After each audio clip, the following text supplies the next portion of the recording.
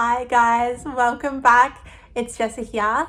I am so excited to teach you a little trick about how to make it's how to make your Etsy banner not pixely. Is that a thing? Not pixely? Not pixelated. It's something that's caught me a couple of times because Etsy has sort of these sizes in that it recommends and they're not the right sizes, which is a bit of a bummer. So I'm going to jump into the tutorial shortly. Just before I do, if you're new to this channel, I bring out new videos on digital products, Etsy, passive income, all that good stuff every single Wednesday. So make sure you're subscribed and you have notifications turned on. I'm going to jump into the tutorial now. So we're going to be adding a banner today, and I wanted to show you the difference of uploading at a sort of standard size that Etsy recommends versus the larger size that I am going to give you in the comments below on this video. So I'm on my Etsy dashboard at the moment. I'm going to head over to my storefront. So I'm going to click this orange section here where it says That Jessie to go to my store. Beautiful. So you can see this is my store so far.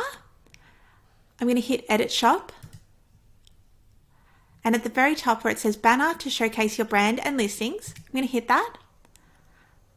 I'm going to hit big banner because that is the one that we're going to be uploading today. So as you can see, the only size Etsy sort of gives you is that 12,000 by 300 pixel size. And I'm going to show you what that looks like when you upload it. So I'm going to hit add an image and I'm going to upload my Etsy banner that I've made. Now I just made this in Canva. So Canva is a free app. I'll add a link to that one below as well in case you're interested in use it. I highly recommend it. It's something that I use every single day. So as you can see, it kind of looks a little bit grungy. It's a little bit pixelated. If I hit save and view shop, doesn't get any better. It's really, you can see those pixels are they make it look very low quality. So we really don't want anything which is going to be pixelated on our banner. So to fix that, what I actually recommend is using the size 3360 by 840 pixels. So it's a lot bigger, but I'm going to show you the contrast. So try and remember this image here. I'm going to show you the contrast of uploading that bigger image.